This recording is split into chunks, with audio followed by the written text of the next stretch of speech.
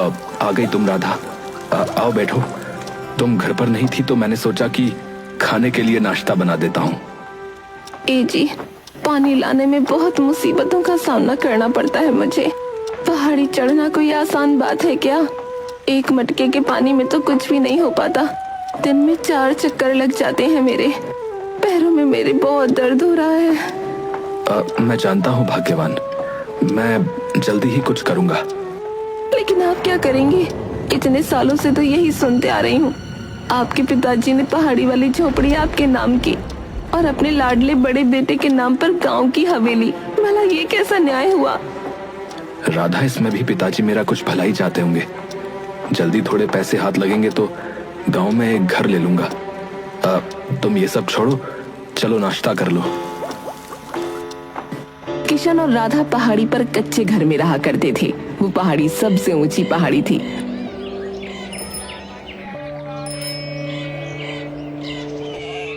और किशन का बड़ा भाई राजेश अपनी पत्नी ट्विंकल के साथ गांव की हवेली में रहता था। बड़े ठाठ थे उन दोनों के।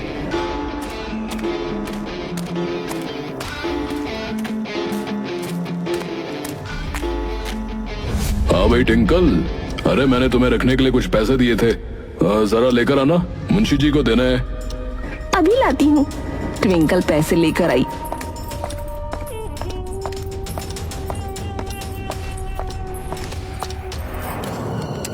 पैसे गिनने के बाद राजेश बोला, अरे मैंने तो तुम्हें 50,000 रुपए दिए थे भाई, लेकिन ये तो सिर्फ 20,000 ही है। जी, वो बाकी के 30,000 तो मुझसे खर्च हो गए। बगल वाली शारदा है ना, बहुत जला रही थी मुझे। उसका पति उसके लिए बनारसी साड़ी जो खरीद कर लाया है।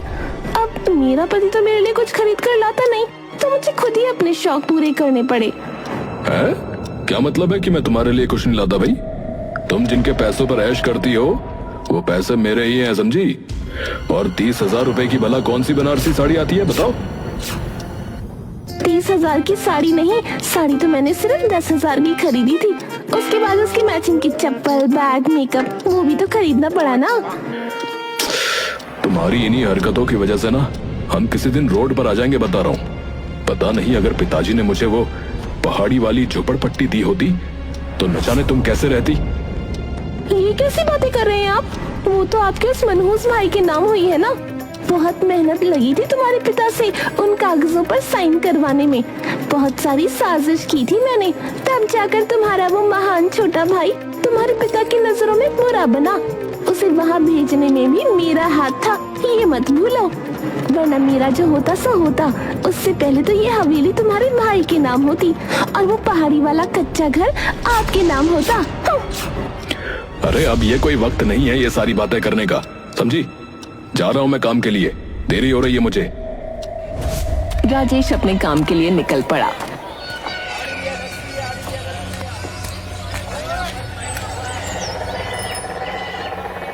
वहीं दूसरी तरफ छोटा भाई किशन वो रोजाना पहाड़ी से नीचे उतरकर गांव के अंदर मजदूरी किया करता था।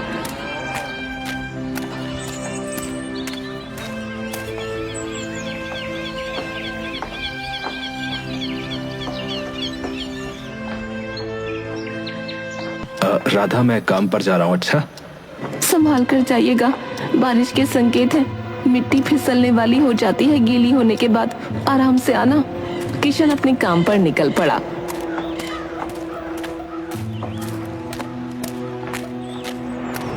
कुछ देर बाद बारिश शुरू हो गई।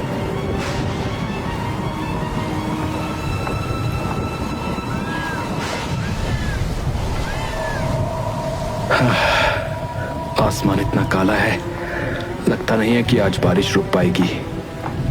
अपनी मेहनत मजदूरी करके किशन भीगता हुआ घर लौट रहा था। अरे राम, इस बारिश में तो पहाड़ पर चढ़ना बहुत ही मुश्किल होता है। ये छोटे छोटे सकरे रास्ते पानी में भर जाते हैं और ये मिट्टी, ओहो। इतने में ही किशन का पैर फिसल गया और वो नीचे गिर गया। उसे बहुत चोट लगी थी। अरे अरे अरे मर गया रे।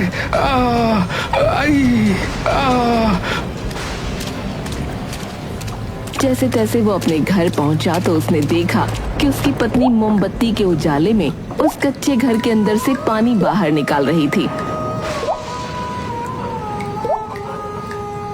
आप आ गए, देखिए ना, लाइट भी चली गई। बारिश सुबह से हो रही है, हमारे इस कच्चे घर में पानी भर गया है। हाँ, अभी हाथ मुंह धोकर आता हूँ, फिर तुम्हारी मदद करता हूँ। आप ज्यादा थक गए हैं क्या? आपकी आवाज इतनी भारी हो रही है। नहीं, बस वो आते हुए जरा पैर फिसल गया तो पहाड़ी से नीचे जा पहुंचा। एक पेड़ में अटक गया था तो मैं बच गया भाई। हे भगवान, कितना बड़ा अनर्थ होने से बचा है आज। आपको ज्यादा तो लगी नहीं ना? दिखाइए ना मुझे। चिंता की बात नहीं है, मैं बिल्कुल ठीक हूँ। अभी इस घर से पानी बाहर निकालना ज्यादा जरूरी है, वरना हम सोएंगे कैसे। दोनों पति पत्नी पूरी रात अपने घर से पानी ही निकालते रह गए और सुबह हो गई।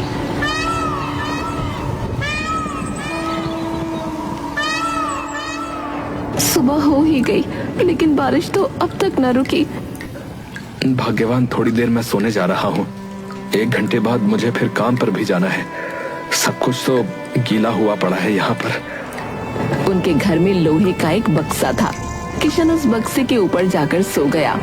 उनके कच्चे घर की छत टपक रही थी। पानी सीधे घर के अंदर आ रहा था।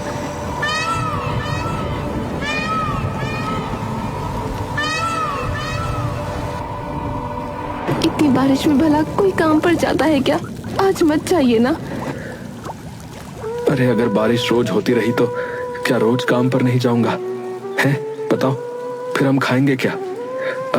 तुम मेरी इतनी चिंता मत किया करो भाग्यवान, मैं समय पर लौट आऊंगा। वो मुझे आपको कुछ बताना था, आप पिता बनने वाले हैं। ये सुनकर किशन की खुशी का ठिकाना न रहा। हैं? क्या तुम सच कह रही हो? आज तुमने मुझे जीवन की सबसे बड़ी खुशी की बात सुनाई है। तो मुझे और मेहनत करनी होगी ना।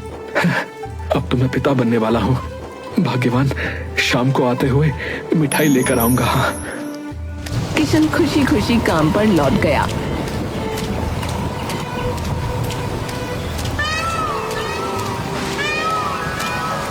ऐसे ही कुछ दिन बीत गए।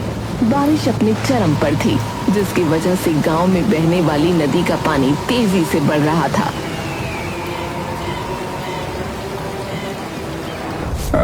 नदी की लहरें जो हैं काफी तेज हो गई हैं भाई, खूब ऊंची उठने लगी हैं। लगता है बाढ़ आने वाली है। राजेश, हमें गांव वालों को आगाह कर देना चाहिए, मुझे लगता है। मुखिया जी, मेरी बात सुनिए, मैं बता रहा हूँ आपको कुछ।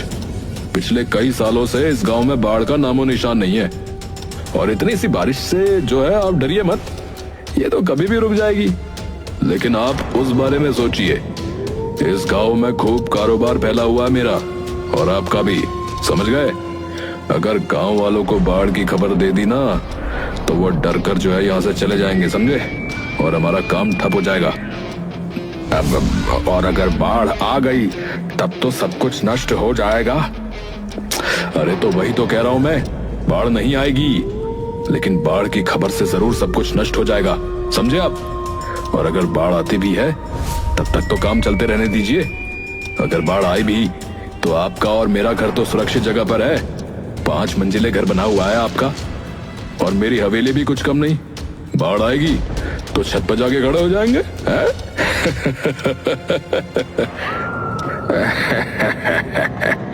राजेश बाजार की तरफ निकल पड़ा। अरे गोभी कैसे रुपए किलो दी भाई तुमने? 20 रुपए किलो है साहब। अरे इन लोगों ने तो लूट मचा रखी है, लूट। कि इतने में ही राजेश की नजर अपने भाई किशन पर गई। वो भी बाजार में फल और सब्जी खरीद रहा था।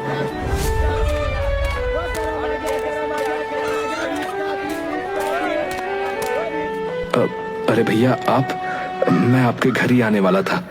अच्छा हुआ आप मुझे बाजार में ही मिल गए। क्यों भाई, क्यों? क्या काम आन पड़ा तुझे जो तू मुझसे मिलने मेरे घर आने वाला था? अरे भला अपने परिवार वालों से कोई काम आने पर ही मिलता है क्या? है तुम्हारा मेरा घर जरा दूर है तो मौका लगने पर ही आ पाता हूँ। मैं दरअसल आपको खुशखबरी सुनाने आया हूँ।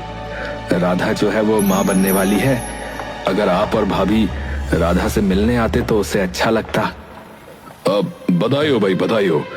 पर जो है मैं तुमसे मिलने नहीं आ पाऊंगा, तो इस बात की मैं गारंटी नहीं लेता क्योंकि मैं बिजी रहता हूँ। ये लीजिए साहब आपकी 1 किलो गोभी।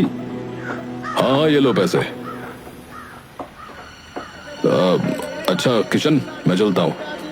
राजेश वहाँ से चला गया।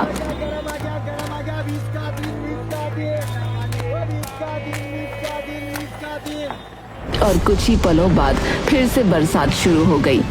अरे बरसात फिर शुरू हो गई। घर पहुँच जाता हूँ। जैसे तैसे करके किशन अपने घर पहुंचा।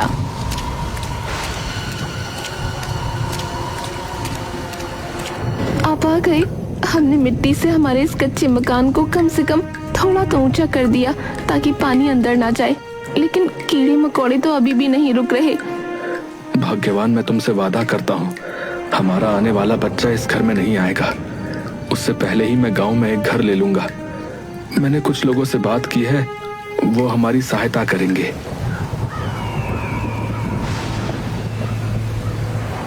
और वहीं दूसरी तरफ राजेश जब अपनी पत्नी ट्विंकल को राधा के माँ बनने की खबर सुनाता है, ट्विंकल के कान से धुआं निकलने लगता है क्योंकि ट्विंकल की कोई औलाद नहीं थी। डॉक्टर ने कह दिया था कि वो कभी माँ नहीं बन सकती। तो क्या ये सब सुन के आपके मन में प्यारे भाई के लिए प्यार उमड़ पड़ा? कल तक तो बस वही था, अब उसका बेटा भी आ जाएगा नाक में दम करने के लिए। अरे तो तुम इतनी चिंता क्यों कर रही हो भाग्यवान? अरे कम से कम किसी के घर में तो खुशियां आ रही हैं। थोड़ी तो इंसानियत दिखाओ भाई। वो बेचारे पहाड़ी वाले कच्चे घर में रहते हैं, ऊपर से बरसात रुकने का नाम नहीं ले रही। उनकी देखभाल के लिए भी कोई नहीं है। तो चले जाइए ना उसकी देखभाल के लिए। भूल गए क्या कि वो कैसे हवेली पर कब्जा करने को तैयार था? वो तो मैं ना होती तो तुम्हें वो कच्चा घर मिलता। अरे बार बार ऐसी बातें बोलना बंद करो, हैं? तुमसे तो बात करना ही बेकार है? राजेश वहाँ से चला गया। लेकिन ट्विंकल के मन में गुस्से की भावना तेज हो रही थी। अगले दिन वो राधा के घर जाने का फैसला करती है।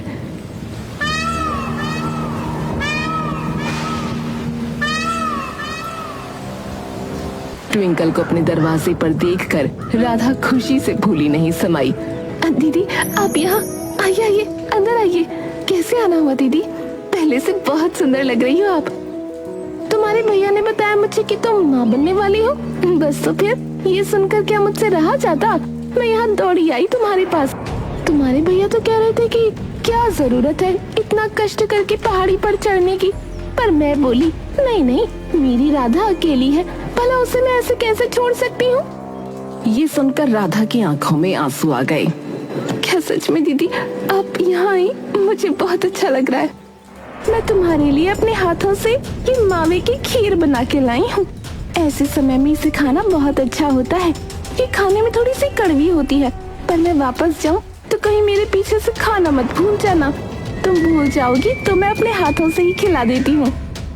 ट्विंकल ने अपने हाथों से राधा को खीर खिलाई, लेकिन ऐसे समय में उल्टी आना बहुत सामान्य बात थी। खीर खाते ही राधा को उल्टी आने लगी। कुछ भी मेरे पेट में नहीं जा पाता, जो भी खाती हूँ उल्टी हो जाती है। आप इसे रख दीजिए दीदी, मैं थोड़ी देर बाद खा लूंगी। मैं आपके लिए चाय बनाती हूँ। हाँ? अरे नहीं नहीं, इसकी कोई जरूरत नहीं। तुम्हारे भैया के आने का समय हो गया है, मैं जा रही हूँ। अपना ध्यान रखना, दोबारा मिलने फिर आऊंगी। ऐसा कहकर ट्विंकल वहाँ से चली गई। राधा खुशी से फूली नहीं समा रही थी।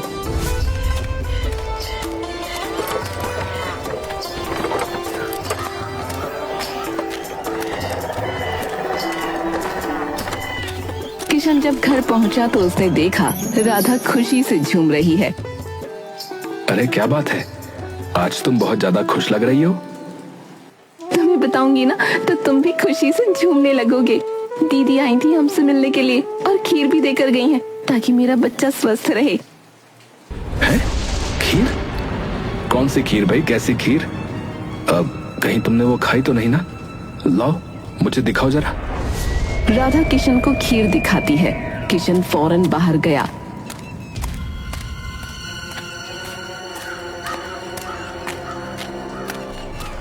और आसपास से कुछ जड़ी बूटियां तोड़कर खीर में मिला दी।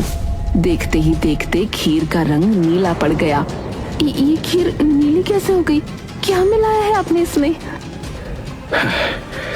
मैं वही तो सोच रहा था कि मेरे भाई की पत्नी इतनी मेहरबान कैसे हो सकती है।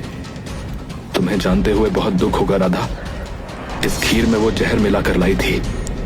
न जाने वो जहर हमारे बच्चे के लिए था या तुम्हारे लिए। भला कोई इस हद तक कैसे गिर सकता है?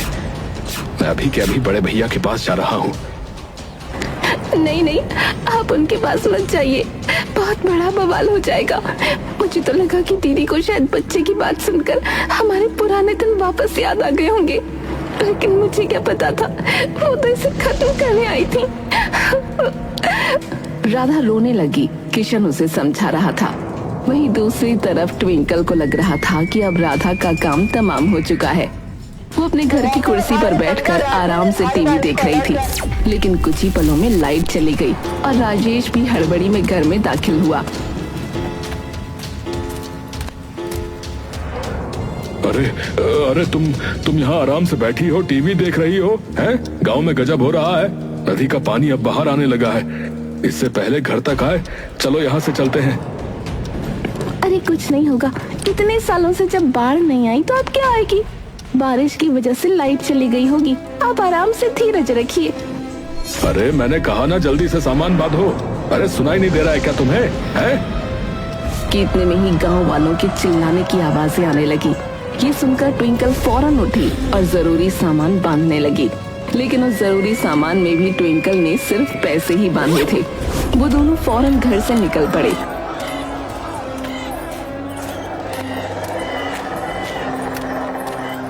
उन्होंने देखा कि पानी धीरे धीरे उनकी तरफ बढ़ रहा है और कुछ ही पलों में बाढ़ ने पूरे गांव में तबाही मचा दी।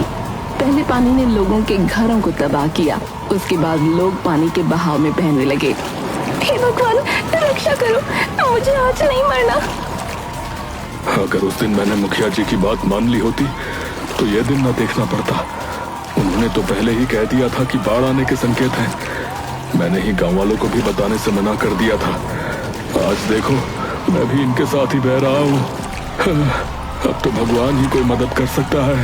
अरे वो दोनों एक पेड़ को पकड़कर पानी का सामना कर रहे थे जब गांव में बाढ़ आने की खबर किशन और राधा को लगी। जी, सारे पक्षी शोर मचा रहे हैं। गांव में जाकर देखिए ना क्या हो रहा है। दाई माँ बता रही थी कि गांव में बाढ़ आने के संकेत हैं, लेकिन मुखिया जी और राजेश भाई साहब ने दिलासा देकर गांव से न जाने दिया किसी को। देखिए न जरा कहीं कोई अनहोनी तो नहीं हो रही। भाग्यवान, मैं उनकी मदद करने बिल्कुल नहीं जाऊंगा। मेरा इस दुनिया में तुम्हारे अलावा कोई भी नहीं है। भूल गई कि कैसे तुम्हारे बच्चे को और तुम्हें उन्होंने मारने की कोशिश की थी। मेरा हंसता खेलता परिवार उजाड़ने की कोशिश की थी। वो सारी बातें बाद में, प्लीज अभी आप जाइए ना, वरना मैं चली जाऊंगी। तुम कितनी जिद्दी हो। चलो तुम अपना ख्याल रखो, मैं आता हूँ। राधा किशन को एक मोटी सी रस्सी दे देती है, जिसे लेकर किशन पहाड़ी से संभल कर समझ कर नीचे उतरा। बारिश भी रुकने का नाम नहीं ले रही थी। पहाड़ी ही बची हुई थी। पूरा गांव पानी में डूब चुका था। किशन को पहाड़ी के पास जितने भी लोग दिख रहे थे, किशन ने उन सभी को अपने पास बुलाने की कोशिश की। सुनिए, मैं सुरक्षित जगह पर हूँ। मैंने ये रस्सी एक बहुत ही मोटे पेड़ से बांध दी है। आप लोग इसे पकड़कर ऊपर आ जाइए। देखिए, डरिए नहीं, धीरे धीरे करके आ जाइए। सामान छोड़िए, पहले आप अपनी जान बचाइए। किशन की बात सुनकर महिलाएं और बच्चे रस्सी पकड़कर पहाड़ी पर चढ़ने लगे। पहाड़ी पर बचे हुए लोगों को किशन किसी भगवान के फरिश्ते की तरह लग रहा था। ट्विंकल ने जब देखा ढेर सारे लोग पहाड़ी की तरफ जा रहे हैं, वो अपने पति से बोल पड़ी, जी सुनिए ना, अभी कोई मदद नहीं आई है। लोग ना पहाड़ी की तरफ जा रहे हैं। हम भी कैसे भी करके पहाड़ी पर पहुंचते हैं, वहाँ तक पानी नहीं जा सकता। पानी का बहाव इतना था कि पेड़ को छोड़ पाना नामुमकिन था। वो लोग फंसे रहे। भाग्यवान लग रहा है, अब मुझ में इस पेड़ को पकड़ने की शक्ति नहीं बची। कुछ ही पलों में ये पेड़ भी बह जाएगा। ये हमारा आखिरी समय है। कि इतने में ही उन्हें एक तेज आवाज सुनाई दी। आवाज किशन की थी, जो एक रस्सी में पत्थर बांधकर अपने भाई और भाभी की तरफ फेंक रहा था। भैया, मैं आपके पास ये रस्सी फेंक रहा हूँ, इसे जोर से पकड़कर मेरे पास आइए। राजेश और ट्विंकल ने जरा भी देर नहीं की। उन दोनों ने वो रस्सी पकड़ ली, लेकिन पानी के बहाव की वजह से वो आगे नहीं बढ़ पा रहे थे। किशन अपनी पूरी ताकत से वो रस्सी खींचता है और जैसे तैसे करके अपने भैया भाभी को पहाड़ पर सुरक्षित जगह पर ले आता है। वो लोग अपनी आंखों से गांव का खौफनाक मंजर देख रहे थे। आसमान में घनघोर काले बादल पूरे गांव में पानी पानी फैला रहे थे और सब कुछ डूबा चुके थे। अगर तुम समय पर नहीं आते तो न जाने हमारा क्या होता। अरे किशन, अरे तुम्हारा बहुत बहुत धन्यवाद भैया। अरे तुमने हम सबकी जान बचाई है। अरे आप लोग अपना ध्यान रखिए, मेरी पत्नी अकेली है, मुझे उसके पास जाना होगा। अगर आपको कोई भी बहता हुआ नजर आए तो ये रही रस्सी, उसकी मदद जरूर करना। किशन ने ट्विंकल की ओर देखा। ट्विंकल की नजरें शर्म से झुकी हुई थीं। ट्विंकल के हाथ में एक थैला था जो पैसों से भरा हुआ था, लेकिन पानी में वो सब कुछ भीग गया था। मेरे पैसे तो पानी में भीग गए। मैंने जब तुमसे कहा कि जरूरी सामान बांध लो तो तुमने खाने का नहीं बल्कि पैसे बांधे थे। मरने के बाद पैसों को अपने साथ छाती पे चिपका के लेके जाना तुम। किशन ने ये सब देखकर चुपचाप वहाँ से जाने का फैसला किया। तभी राजेश बोल पड़ा। किशन मेरे भाई, मैं तुमसे दोबारा नहीं पूछ पाया। अब क्या राधा ठीक है? आप तो उसके बारे में मत ही पूछिए भाई साहब। वो इतनी अच्छी है कि आपके वो सब करने के बाद भी उसने मुझे आपकी मदद के लिए यहाँ भेजा। समझ रहे हैं आप? मैं कुछ समझा नहीं समझे आप? पूछिए अपनी पत्नी से कि उन्होंने खीर में जहर क्यों मिलाया था। क्या वो मेरी पत्नी को मारना चाहती थी? पहले ही हम बहुत कष्ट में जी रहे हैं, क्या थोड़ी सी खुशियां आप लोगों से देखी नहीं जा रही? मुझे आप लोगों से कोई बात नहीं करनी। आप लोग यहाँ सुरक्षित बच गए हैं, मेरा काम पूरा हो गया है, अब मैं जा रहा हूं। ये बोलकर अब किशन अपने घर लौट पड़ा। ये क्या सुन रहा हूं मैं? क्या सुन रहा हूं मैं? ये है एक औरत होकर दूसरी औरत के साथ भला तुम ऐसे कैसे कर सकती हो भाई? शर्म आनी चाहिए तुम्हें। न जाने किस घड़ी में मैंने तुमसे शादी की थी। आज मेरे देवता जैसे भाई ने मेरी जान बचाई है। वो अपनी पत्नी को उस हाल में छोड़कर सिर्फ मेरे लिए यहाँ अपनी जान दांव पर लगाने आया था। हे भगवान, इतने सालों से मैं क्या करता रहा। मैं जा रहा हूँ उसके पास। मुझे भी अपने साथ ले चलिए ना। राधा के पैरों में गिरकर मुझे उससे माफी मांगनी है। स्वार्थ में मैं इतनी अंधी हो गई कि मुझे उसके होने वाले बच्चों की खुशियाँ भी नजर नहीं आई। ट्विंकल अपने पति के सामने बहुत रोई और गिड़गिड़ाई, जिसके बाद वो दोनों पहाड़ी वाले कच्चे घर पर जा पहुंचे।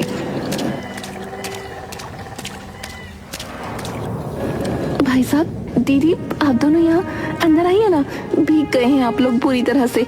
जल्दी से कपड़े बदल लीजिए अंदर आइए।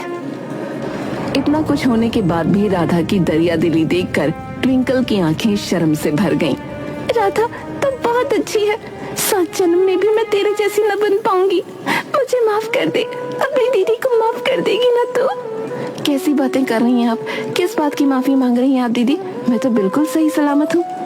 ये सुनकर ट्विंकल राधा के पैरों में गिर गई। खुद पर बहुत शर्म आ रही है मुझे, पर आज के बाद ऐसा कभी नहीं होगा।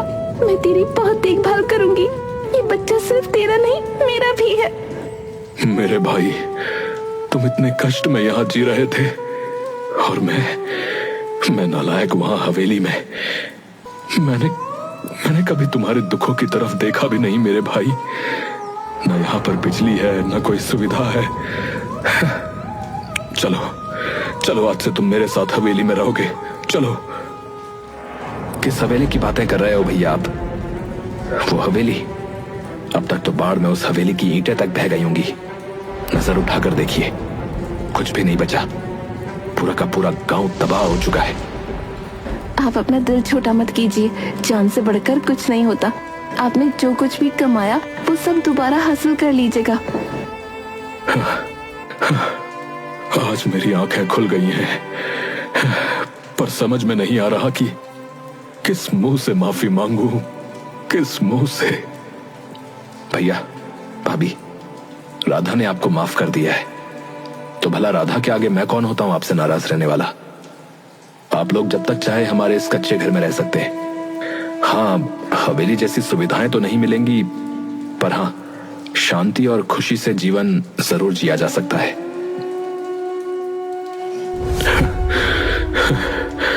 पूरी जिंदगी मैं तुझसे बस नफरत ही करता रहा रे। लेकिन तू तो देवता है, देवता।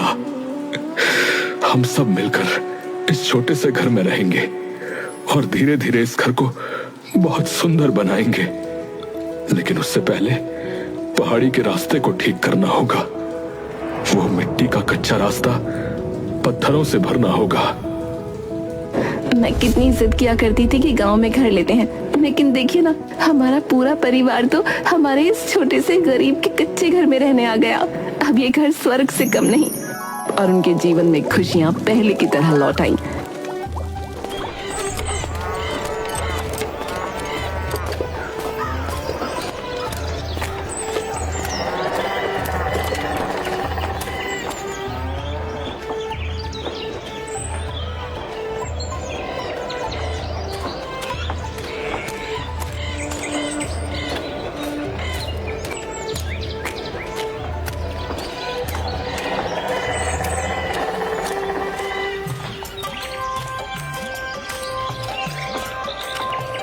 कुछ ही समय बाद राधा ने एक प्यारे से बेटे को जन्म दिया।